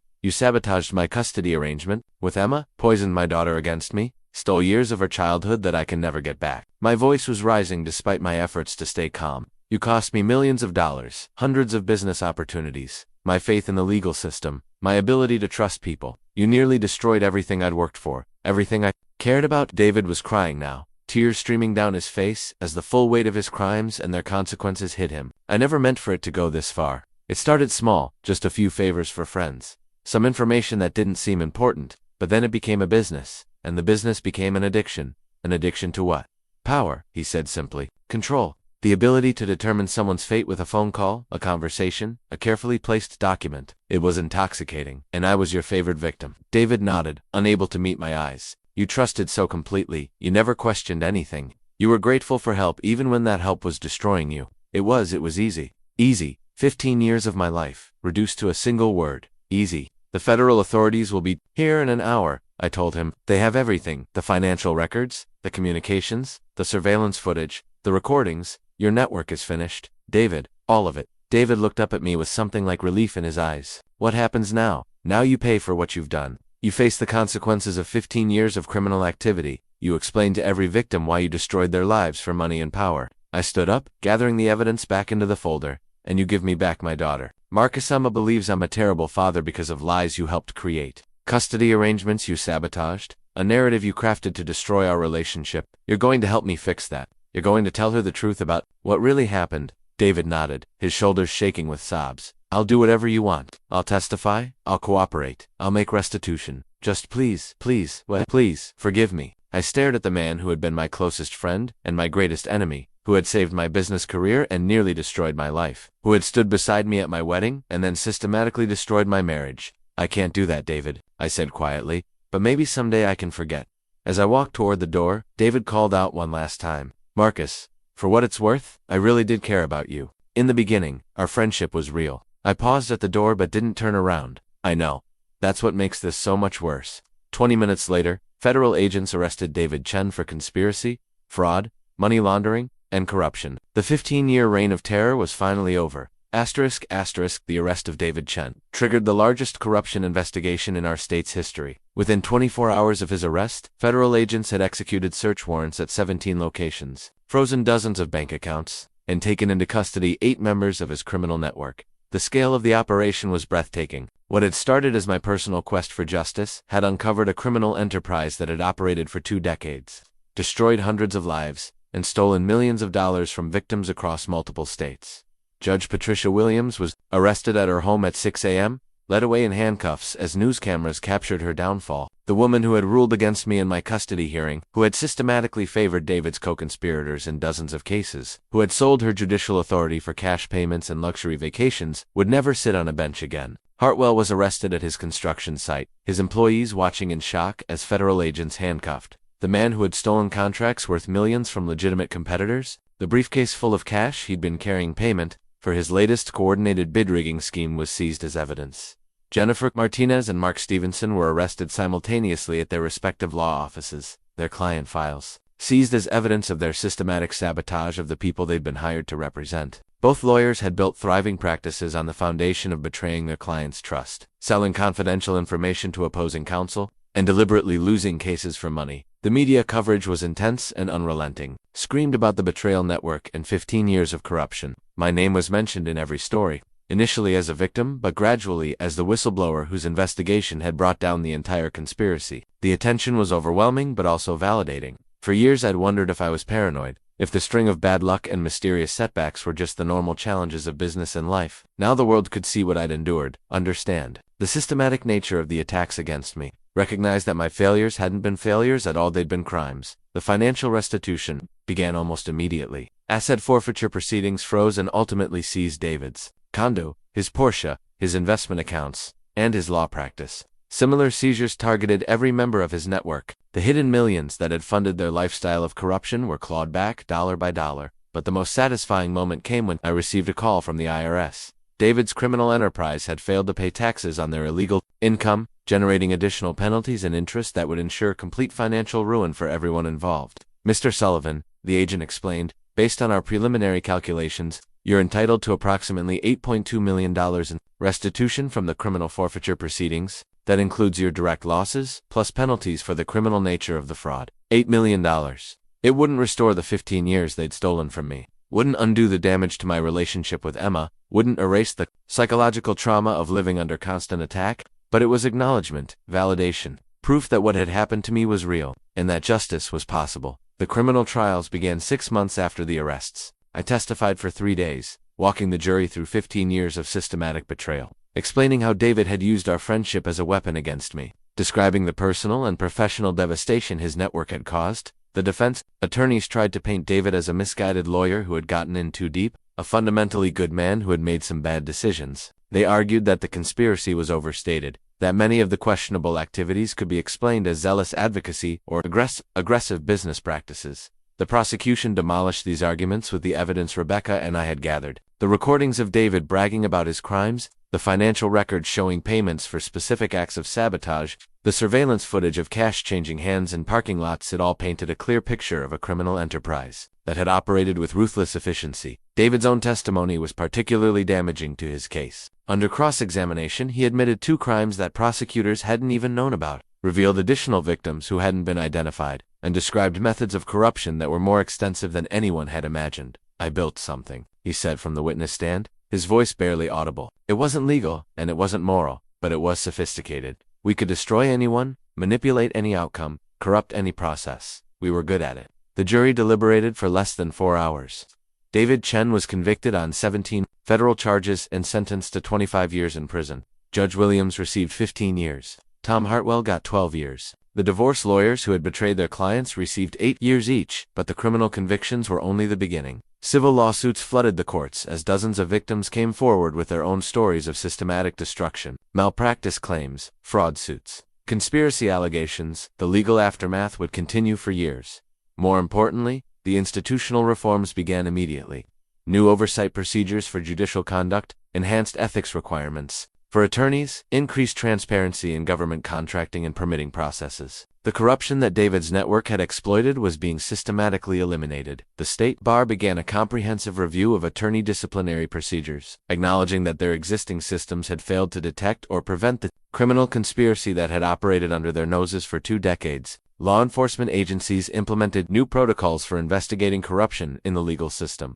The local newspapers ran a month-long series on the scandal, interviewing victims, examining the systemic failures that had allowed the conspiracy to flourish, and exploring the reforms needed to prevent similar corruption in the future. But perhaps the most meaningful recognition came from an unexpected source: my business competitors. The same companies that had outbid me for contracts, that had seemed to know my strategies in advance, that had appeared to have unfair advantages in the marketplace, began reaching out with apologies and explanations. "We never knew," the president of Hartwell Construction's main rival told me. "We thought Tom was just lucky, or maybe had better connections. We had no idea he was getting inside information and coordinated support." The business community that had watched my struggles with mixture of sympathy and suspicion now understood that I hadn't been failing, I'd been fighting a rigged game. Contracts that had mysteriously disappeared were business relationships that had been damaged by unexplained setbacks were rebuilt. My reputation, damaged by 15 years of manufactured crises and sabotage deals, was not just restored but enhanced. I was no longer seen as a businessman who had faced unusual challenges. I was recognized as a victim who had survived systematic criminal attack and ultimately brought his attackers to justice. The reckoning was complete. But the rebuilding was just beginning. The final sentencing hearing took place on a cold February morning, 18 months after David's arrest. The federal courthouse was packed with victims, media representatives, and legal observers who had followed the case from its shocking beginning to its decisive conclusion. I sat in the front row, directly behind the prosecution table, watching as the man who had been my closest friend and greatest enemy was led into the courtroom in shackles. David had aged dramatically during his time in federal custody. His hair had gone completely gray, his face was gaunt, and his expensive suits had been replaced by an orange jumpsuit. Judge Elizabeth Morrison, no relation to the corrupt officials in David's network, had presided over all the trials with fairness and dignity. Her reputation for thorough preparation and measured consideration had made her the ideal choice for such a complex and emotionally charged case. "Mr. Chen," Judge Morrison said as David stood before her, "you have been convicted of 17 federal crimes spanning 2 decades. Before I impose sentence, do you have anything to say?" David's voice was barely audible as he spoke. "Your Honor, I have spent the past 18 months trying to understand how I became the person who committed these crimes. I can offer explanations, but no excuses. I betrayed the trust of clients, corrupted the legal system I swore to uphold, and destroyed lives for personal gain." He paused, his shoulders shaking. "I want to apologize to all my victims, but especially to Marcus Sullivan. Marcus, you trusted me with your life, your business, your family, and I repaid that trust with 15 years of systematic betrayal. I turned your friendship into a weapon against you, and I will carry that shame for the rest of my life." Judge Morrison listened without expression, then delivered a sentence that would resonate through the legal community for years to come.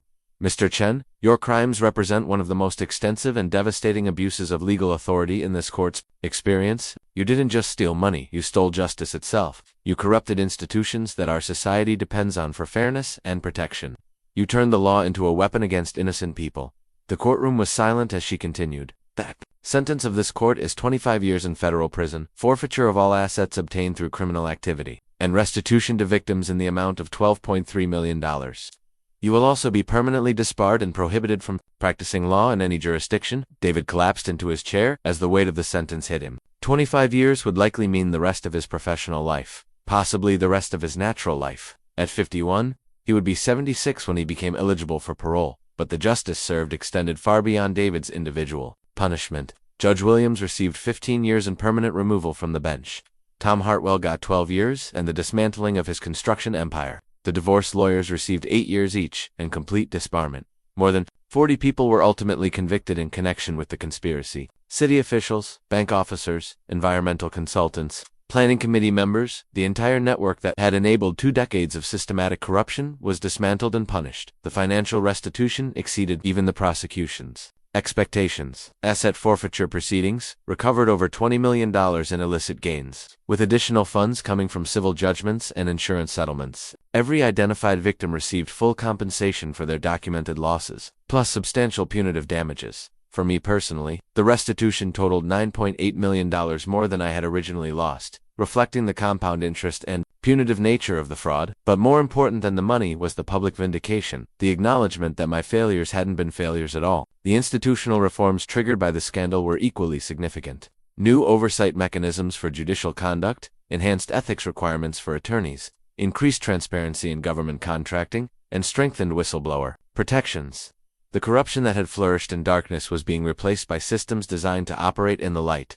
The State Bar Association implemented the most comprehensive ethics reforms in its history, including mandatory reporting, requirements for suspicious colleague behavior, regular audits of attorney accounts, and enhanced penalties for misconduct. Legal schools began teaching courses specifically focused on preventing and reporting corruption. Law enforcement agencies developed new protocols for investigating criminal conspiracies within the legal system, recognizing that traditional approaches had been inadequate for detecting sophisticated long-term schemes like David's network. But perhaps the most meaningful aspect of the justice served was the impact on other victims. The publicity surrounding the case had encouraged dozens of people to come forward with their own stories of legal malpractice and corruption. Many discovered that setbacks they had attributed to bad luck or poor representation had actually been the result of deliberate sabotage. Support groups formed for victims of legal corruption. Legislative hearings were held to examine systemic weaknesses in attorney oversight. Bar associations in other states began reviewing their own disciplinary procedures,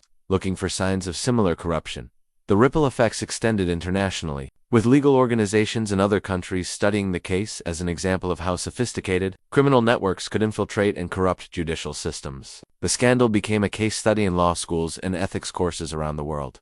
For me, the most satisfying moment came when I received a letter from a young entrepreneur in another state. She had been facing mysterious business setbacks and legal challenges that seemed inexplicable until she read about David's case. Inspired by my investigation, she had hired her own forensic team and uncovered a smaller but similar corruption network in her city. "Your courage to fight back saved my business and probably my life," she wrote. "Thank you for showing that victims don't have to stay victims, that the truth can still matter, and that justice is possible even against impossible odds." That letter, more than any sentence or restitution payment, represented the true victory. David's conviction wasn't just about punishing past crimes, it was about preventing future ones, empowering other victims to fight back, and restoring faith in the possibility of justice. The legal system that David had corrupted was being rebuilt stronger than before. The institutions he had undermined were implementing safeguards to prevent similar abuse. The victims he had silenced were finding their voices and demanding accountability. Justice had been served not just in the courtroom, but in the larger fight for integrity, truth, and the rule of law. David Chen had spent 20 years building a criminal empire based on betrayal and corruption. In the end, it had taken less than 2 years to tear it all down and build something better in its place. The letter arrived on a Tuesday morning.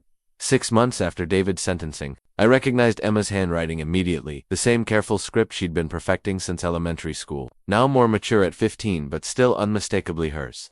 "Dad," it began, "Mom told me about what really happened with the custody case, about Mr. Chen and the things he did. I need to talk to you." My hands shook as I read those words. For years, I dreamed of the day when Emma would understand the truth, when the lies that had poisoned our relationship would finally be exposed. But now that the moment had arrived, I was terrified. What if the damage was too severe? What if too much time had passed? What if knowing the truth made things worse instead of better?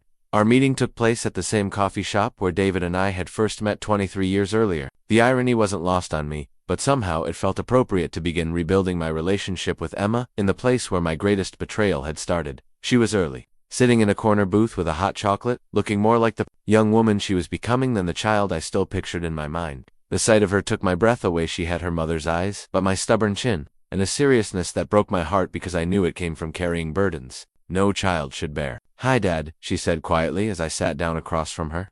"Hi, sweetheart." We sat in awkward silence for a moment, both of us unsure how to bridge the gap that David's lies had created between us. "Mom explained everything," Emma finally said. "About Mr. Chen, about the recordings, about how he made it look like you didn't want to spend time with me. She said she's sorry for believing the lies."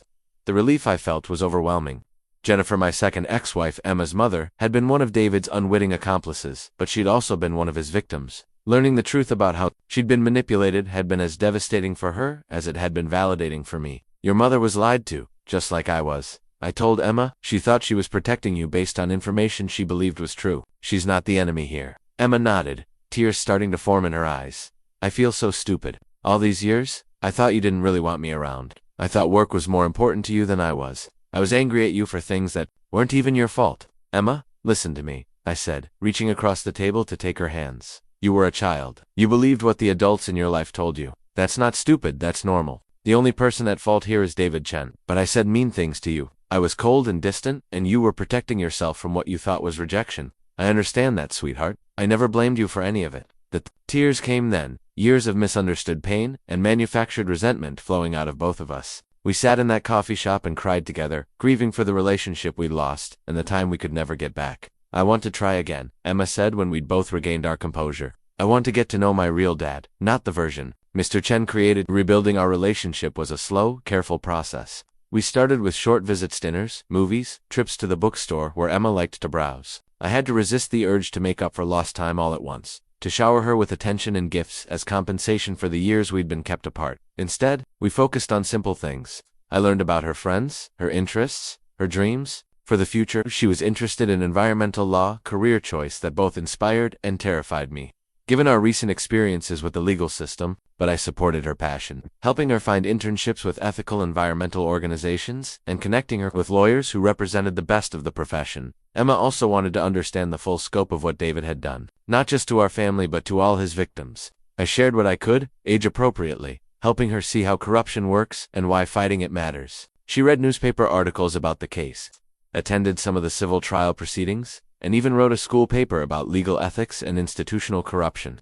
"I want to make sure this never happens to anyone else," she told me one evening, as we worked on our college applications. "I want to be the kind of lawyer who protects people instead of hurting them." The relationship rebuilding extended beyond Emma. Jennifer and I began communicating regularly for the first time since our divorce, working together to support Emma's emotional healing and academic success. We would never be friends, but we could be effective co-parents united in our love for our daughter, even Sarah.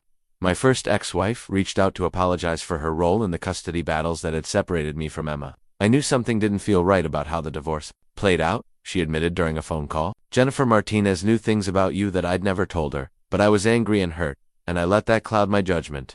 I should have questioned what was happening." These conversations were painful but necessary. Everyone involved, ex-wives who had been manipulated, the daughter who had been used as a weapon, the business associates who had been deceived, we were all victims of David's systematic manipulation. Healing required acknowledging that truth and working together to rebuild what had been damaged. The most challenging relationship to repair was with my own employees and business partners. Some had genuinely believed the rumors about my character and competence that David's network had spread. Others had suspected something was wrong but hadn't known how to address it, without risking their jobs or relationships. My construction foreman, Miguel Santos, had worked for me for 12 years and had witnessed many of the strange setbacks and inexplicable delays that had plagued our projects. After the truth came out, he approached me with tears in his eyes.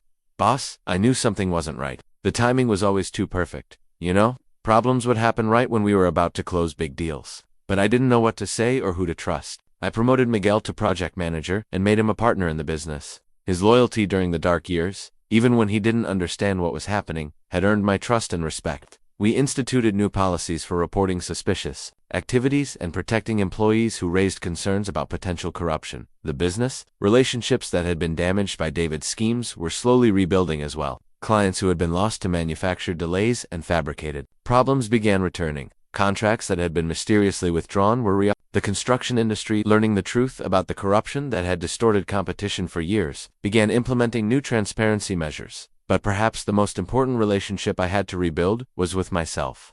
15 years of systematic attack had left deep psychological scars. I had lost confidence in my judgment, my ability to read people, my basic trust in the fairness of the world. Therapy helped, but the real healing came from taking action, from fighting back successfully, from proving to myself that I wasn't the weak, naive victim that David had made me feel like. Emma's recovery became a source of strength for my own healing, watching her process the truth, seeing her resilience and determination to build something positive from the pain, reminded me that victims don't have to stay victims. We can choose to grow stronger, to use our experiences to help others, to become forces for good in the world. The letter Emma wrote me on the first anniversary of David's arrest said everything I needed to hear. Dad, I'm proud of you for fighting back. I'm proud that you never gave up on finding the truth, and I'm proud to be your daughter. I love you. Those words erased 15 years of manufactured distance, artificial conflict, and imposed alienation. David had stolen many things from me, but he hadn't been able to destroy the most important thing, the love between a father and his daughter. That love had survived his attacks,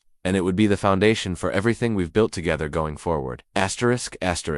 Rebuilding Sullivan Construction wasn't just about returning to where I'd been before. David's betrayal was about creating something better, stronger, and more resistant to corruption. The business plan I developed in the aftermath of the trials reflected everything I'd learned about the vulnerabilities that criminals like David exploit. The new corporate structure included independent oversight at every level, board members with no personal relationships to me or my inner circle, external auditors with rotating assignments to prevent the development of corrupting relationships, legal representation from multiple firms to avoid the concentration of power that had made David's betrayal possible. Trust but verify became more than a motto. It became the foundation of every business relationship, every contract, every major decision. The naive trust that had made me vulnerable to David's schemes was replaced by systematic verification and multiple independent confirmations. Miguel Santos proved to be an invaluable partner in this rebuilding process. His perspective as someone who had witnessed the corruption from the ground level helped identify weaknesses in our previous systems. Together, we developed new protocols for project management, vendor relationships, and client communications that would make future sabotage much more difficult. The thing about corruption, Miguel observed during one of our strategy sessions, is that it requires secrecy. If we make everything transparent, if we have multiple people involved in every major decision, if we document everything and share information openly, it becomes almost impossible for someone to manipulate the system. The transparency initiatives we implemented became a model for other construction companies. Open book accounting for all major clients, public disclosure of all political contributions and lobbying activities, regular rotation of key relationships to prevent the concentration of influence that enables corruption. We also established an employee protection program that went far beyond legal requirements. Anonymous reporting systems for suspected corruption, legal support for employees who raised concerns, financial incentives for identifying and preventing fraudulent activities. We wanted every employee to feel empowered to speak up when something didn't seem right. The business grew faster than I'd ever imagined possible. Clients were attracted not just by our competitive pricing and quality work, but by our reputation for integrity and transparency. In an industry where corruption had become commonplace, our commitment to ethical practices became a significant competitive advantage. Within 2 years of David's conviction, Sullivan Construction had grown from 3 companies to 5, with operations in 4 states and annual revenues approaching $120 million. But this growth was different from my earlier expansion. It was sustainable, ethical, and built on genuine relationships rather than manipulation and deception. The most satisfying projects were those that directly benefited David's victims. We donated construction services to help rebuild businesses that had been destroyed by his network. We provided below-cost renovations for families who had lost their homes due to legal fees from fighting his schemes. We built a community center in the neighborhood where several of his victims lived, creating a space for healing and mutual support. Emma, now 16 and increasingly interested in business and law, became involved in the company's community outreach programs. She helped coordinate our victim assistance initiatives, interviewed potential scholarship recipients, and even contributed ideas for making our transparency programs more effective. Dad, she said during one of our regular business lunches, what you've built here isn't just a construction company. It's proof that you can survive betrayal and become stronger. It's a model for how business should work. Her observation was more accurate than she knew. Sullivan Construction had become a case study in business schools and ethics programs. Academic researchers studied our transparency initiatives. Other industries adapted our corruption prevention protocols. Government agencies used our employee protection programs as templates for their own reforms. But perhaps the most important aspect of the new empire was what it represented psychologically. Every successful project, every satisfied client, Every employee who felt empowered to speak truth to power all of it served as evidence that David's narrative about me had been false. I wasn't the naive, unsuccessful businessman he'd painted me as. I wasn't someone who chose work over family or money over relationships. I was someone who could build something meaningful and lasting, who could create opportunities for others, who could make a positive difference in the world. The new Sullivan. Construction was more than a business, it was a testament to the power of resilience, the importance of integrity, and the possibility of redemption. It proved that victims can become victors, that corruption can be defeated, and that trust, properly managed, is still the foundation of every worthwhile human endeavor. Standing in the conference room of our new headquarters, looking out at the city where David had once wielded such devastating power, I felt a satisfaction that went far beyond financial success. I had not just survived his betrayal, I had used it as the foundation for building something better than what had come before. The empire I was building now would last because it was built on truth instead of lies, transparency instead of secrecy, empowerment instead of exploitation. David had taught me what corruption looked like. Now I was teaching others how to prevent it. That knowledge, that commitment to something larger than personal success, would be my lasting legacy, far more valuable than any amount of money David had stolen or any business deal he had sabotaged. The idea for the foundation came from an unexpected source, a letter from a small business owner in Oregon whose story was heartbreakingly familiar. Janet Morrison had built a successful bakery over 15 years, only to watch it crumble under mysterious legal challenges, permit delays, and contract disputes that seemed to follow the exact playbook David had used against me. I read about your case in the newspaper, she wrote. The same things that happened to you are happening to me. My lawyer says it's just bad luck, but the patterns are too similar. I think someone is systematically destroying my business, but I don't have the resources to fight back like you did. Rebecca Martinez and I spent 3 weeks investigating Janet's situation. What we found was a smaller version of David's network, a corrupt city attorney, working with local competitors to drive successful businesses out of town through manufactured legal problems. The scheme was less sophisticated than David's, but equally devastating to its victims. Using the investigative techniques we developed during my case, we exposed the Oregon corruption ring within 6 months. Janet's business was saved, the corrupt officials were prosecuted, and 3 other victims were identified and compensated. But the experience left me with a sobering realization. David's network wasn't unique. Similar corruption was happening all over the country, targeting victims who lacked the resources to fight back effectively. That's when I decided to establish the Sullivan Foundation for Legal Integrity. The mission was simple: provide resources and support for victims of legal corruption who couldn't afford to seek justice on their own. The foundation's initial funding came from my restitution settlement, $5 million dedicated to helping other victims find the truth and seek accountability. But we quickly discovered that the need was far greater than any single donation could address. Corruption in the legal system was more widespread and more devastating than most people realized. Emma, now 17 and passionate about social justice, became actively involved in the foundation's work. She developed our victim outreach program, created educational materials about recognizing legal corruption, and even testified before state legislative committees about the need for stronger attorney oversight. People trust lawyers because they have to, she told one legislative hearing. When that trust is betrayed, it doesn't just hurt the individual victim, it undermines the entire justice system. We have a responsibility to make sure the legal profession polices itself effectively. The foundation's first major success came in Texas, where we helped expose a family court judge who was taking bribes to influence custody decisions. The investigation led to criminal convictions, policy reforms, and compensation for dozens of families who had been separated by corrupt rulings. Our second case involved a personal injury lawyer in Florida who was secretly working for insurance companies, deliberately sabotaging his own clients' cases in exchange for under-the-table payments. The scheme had operated for 8 years before we helped expose it, affecting over 200 victims who thought their lawyer was fighting for them, while he was actually working for their opponents. Each case taught us more about how corruption operates, and how to detect it early. We developed screening tools that could identify suspicious patterns in legal proceedings.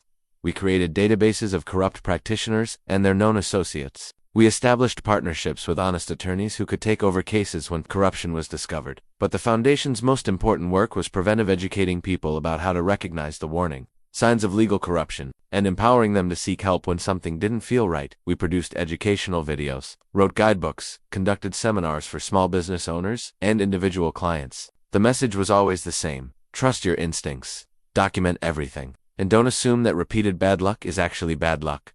The foundation also worked to support honest attorneys who were willing to take on corruption cases.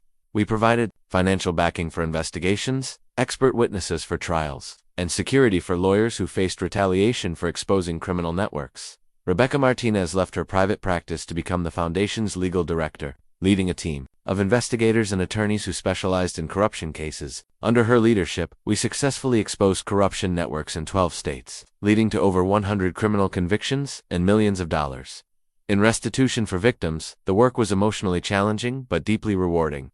Every case we solved represented lives restored, families reunited, and faith in justice renewed. Every corrupt network we exposed made the legal system a little more honest and a little more trustworthy. The Foundation's annual report became required reading in law schools and bar associations across the country. Our corruption detection methodologies were adopted by attorney disciplinary boards in multiple states. Government oversight agencies began using our databases to identify patterns of suspicious activity, but the measure of our success wasn't in statistics or recognition, it was in letters like the one from Janet Morrison. 3 years after we'd saved her bakery, my business is thriving again. My family is whole, and my faith in justice has been restored. Thank you for turning your pain into purpose and your experience into hope for others. The Foundation proved that David's betrayal, as devastating as it had been, could be transformed into something positive. The knowledge we'd gained fighting corruption could be used to prevent others from suffering similar fates. The resources we'd recovered could be deployed to help victims who lacked the means to seek justice on their own. Every case we solved, every network we exposed, every victim we helped, all of it was proof that corruption doesn't have to win, that justice is possible even against impossible odds, and that victims can choose to become advocates rather than allowing their pain to define them. The Foundation became my life's work. But more than that, it became my redemption. David had used his position and knowledge to destroy lives. I was using mine to restore them. He had corrupted the legal system for personal gain. I was working to purify it for the common good. In the end, that may have been the greatest victory of all, not just defeating my enemy, but becoming the opposite of everything he represented. The wedding invitation arrived on a Tuesday morning. For years after David's conviction, the envelope was cream-colored, elegant, with my name written in Rebecca's careful script. Inside, gold lettering announced what I'd hoped for but hardly dared to believe. Rebecca Martinez and Marcus Sullivan were getting married. It seems impossible now, looking back, that love could grow from the ashes of such betrayal. But Rebecca had seen me at my lowest point, broken, paranoid, consumed with rage and suspicion, and somehow found something worth believing in. She'd helped me rebuild not just my case against David, but my faith in human goodness. Our relationship had developed slowly, carefully, like two people who'd both been burned, learning to trust fire again. Rebecca understood the damage that corruption could inflict on a person's ability to trust. She'd seen it in dozens of clients, experienced it herself in cases where the system had failed her. We approached each other with the wariness of veterans, returning from the same war. The proposal happened in the most ordinary place imaginable, the Foundation's conference room. Late on a Friday evening, surrounded by case files and legal documents, we'd been working on a particularly complex corruption case in Nevada, and Rebecca had just identified the key piece of evidence that would expose the entire network. "We got them," she said, holding up a bank statement that proved systematic bribery. "This is it, the smoking gun." Looking at her in that moment, brilliant, passionate, dedicated to justice, I realized that somewhere in the process of fighting corruption together, I'd fallen completely in love with her. "Rebecca," I said, "will you marry me?" She looked up from the documents, surprised. "Right now, here, right now, here. I love you. I trust you completely. I want to spend the rest of my life fighting the good fight with you." Her answer was yes. But not until she'd made me promise that our relationship would never compromise the Foundation's work or create conflicts of interest in our cases. Even in accepting my proposal, she was thinking about integrity, about protecting the mission that had brought us together. Emma was our maid of honor, radiant in a dress we'd chosen together during one of our now regular shopping trips. At 8, she was heading to law school in the fall, determined to specialize in legal ethics and corruption prevention. Watching her walk down the aisle ahead of Rebecca, I felt a pride that had nothing to do with my business, success, or my victory over David. I was proud of the woman my daughter was becoming, proud of the relationship we'd rebuilt, proud of the future she was choosing. The ceremony was small but meaningful. Rebecca's family, a few close friends, my employees who had become like family, and several of the corruption victims we'd helped over the years. Judge Elizabeth Morrison, who had presided over David's trial, performed the ceremony, a symbolic affirmation that the legal system could still serve justice and celebrate love. In my vows, I spoke about the difference between love and trust, about how Rebecca had taught me that you could love someone completely while still maintaining healthy skepticism about human nature. "You showed me that wisdom isn't the absence of trust," I said, "but the ability to trust wisely." Rebecca's vows focused on partnership and purpose. "Marcus, you turned your deepest pain into a force for good in the world. You chose to heal others instead of wallowing in your own wounds.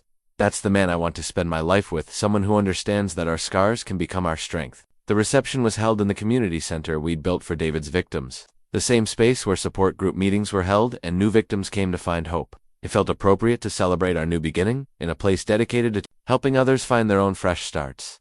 During our first dance, Rebecca whispered in my ear, "Do you realize what we've accomplished? 5 years ago, you were alone, broken, convinced you couldn't trust anyone. Now look around, you're surrounded by people who love you, trust you, and depend on you. You've rebuilt everything David destroyed and made it better than it was before." She was right. The business was thriving, built on principles of transparency and integrity that made it stronger than the old company had ever been. The foundation was changing lives across the country, turning victims into advocates and corruption into accountability. My relationship with Emma was closer than it had ever been, based on truth instead of the lies that had nearly destroyed us. Most importantly, I'd learned to trust again, not naively, not blindly, but wisely. I'd learned that the answer to betrayal isn't permanent suspicion, but better judgment. The answer to corruption isn't cynicism, but improved systems. The answer to pain isn't isolation, but connection with people who share your values and commitment to justice. The DJ played our requested song, not a traditional wedding song, but Stronger by Kelly Clarkson. Rebecca had suggested it with a laugh, saying it was the anthem of every corruption victim who'd found the strength to fight back.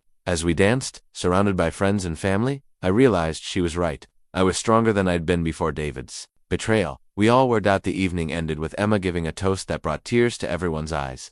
"Dad, you taught me that heroes aren't people who never fall down, they're people who get back up and help others do the same. Rebecca, thank you for seeing the good man inside the wounded one. Together, you're going to change the world." As Rebecca and I drove away for our Humana working trip to visit foundation projects in 3 states, I thought about the journey that had brought us to this moment. David Chen had intended to destroy me, to reduce me to nothing, to prove that trust was weakness and goodness was foolishness. Instead, his betrayal had led me to discover strengths I didn't know I possessed, to build something more meaningful than anything I'd achieved before his attacks, and to find a love deeper and more authentic than any relationship from my previous life. The boy who'd met David in that coffee shop 27 years ago had been naive, trusting, grateful for help. The man who married Rebecca was wise, discerning, committed to earning the trust of others through transparency and integrity. David had thought he was writing my ending. Instead, he'd given me the beginning of the best chapter of my life. As we drove into the sunset, Rebecca's hand in mine and our shared future stretching ahead of us, I realized that the greatest victory wasn't David's conviction or the money recovered or the foundation's success. The greatest victory was this: I had learned to love again, to trust again, to hope again, and that was something no amount of corruption could ever take away.